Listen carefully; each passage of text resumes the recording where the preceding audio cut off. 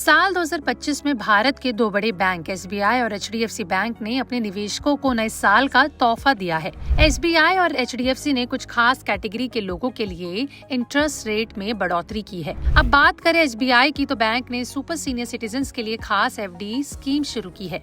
Super senior citizens को senior citizen से 10 basis point ज्यादा रिटर्न मिलेगा। ध्यान रहे कि स्टेट बैंक देश का सबसे बड़ा सरकारी बैंक है और एचडीएफसी देश का सबसे बड़ा प्राइवेट बैंक है, इसलिए इन दोनों बैंकों की ओर से खास कैटेगरी के लिए ही सही। लेकिन एफडी की ब्याज दरों को बढ़ाने से दूसरे बैंक भी इसी दिशा में जा सकते हैं। इसलिए नए साल में बैंकों की एफडी में निवेश करने वाले निवेशकों के लिए उम्मीद भरा हो सकता है।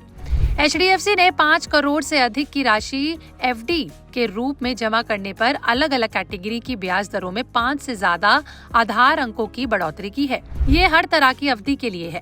एचडीएफसी बैंक ने दूसरे बैंकों से कम्पीट करने के लिए अपनी ब्याज दरें बढ़ाई हैं।